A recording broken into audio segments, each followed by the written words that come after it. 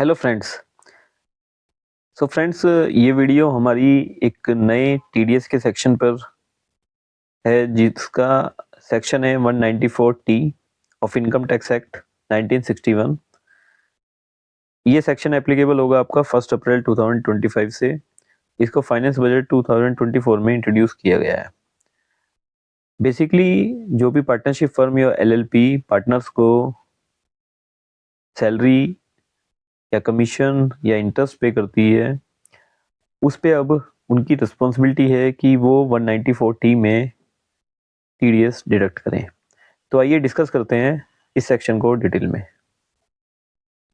So friends, ये section finance budget 2024 में insert किया गया था।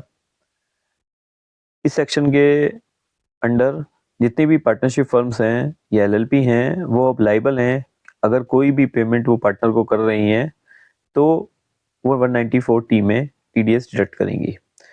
अब कौन कौन सी पेमेंट कवर करेंगे इसके अंदर 194 टी में? अगर कोई भी पार्टनर को आप सैलरी पे कर रहे हैं, रेम्यूनरेशन पे कर रहे हैं, कमीशन पे कर रहे हैं, बोनस पे कर रहे हैं, इंटरेस्ट पे कर रहे हैं लोन पे, या कोई भी पेमेंट आप कैपिटल अकाउंट से कर रहे हैं, तो आपको 194 टी में टीडीएस डिडक्ट करना है।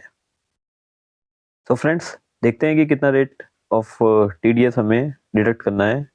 तो बेसिकली 10% टीडीएस रेट है, और यहाँ पे इन्होंने एक लिमिट भी प्रोवाइड की है। अगर आप पूरे फाइनेंशियल ईयर में पार्टनर को 20,000 पेमेंट करते हैं तो आपको कोई टीडीएस डिडक्ट नहीं करना है। तो यानी मोर than 20,000 in a financial year, उस केस में आपको 10% टीडीएस डिडक्ट करना है। ये टीडीएस आपका 1 अप्रैल 2025 से एप्लीकेबल होगा।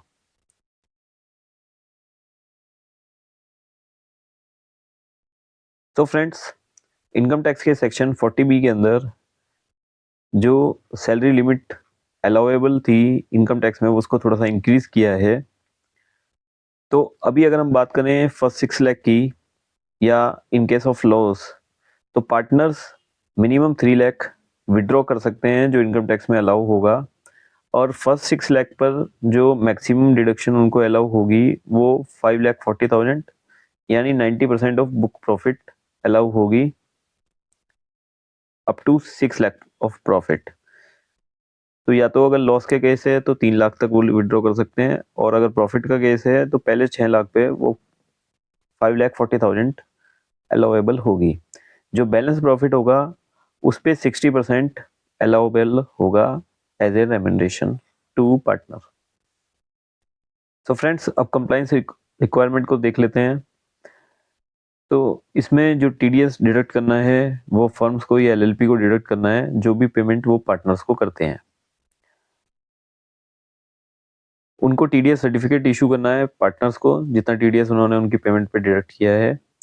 और टीडीएस रिटर्न की रिटर्न फाइल करनी है क्वार्टरली बेसिस पर, जो भी इनकम टैक्स में प्रोवाइड किया गया है। तो फ्रेंड्स, इसके इम्प्लीकेशंस को और इम्पैक्ट को डिस्कस कर लेते हैं। इससे थोड़ा सा कंप्लाइंस बढ़ जाएगा एलएलपी का और पार्टनरशिप फर्म का। पेमेंट सिस्टम प्रोसेस स्ट्रीमलाइन होगा, क्योंकि जो भी पेमेंट्स पार्टनर्स को जा रही हैं वो ट्रांसपेरेंट हो जाएगी और उनके 26 ईयर्स में शो होंगी।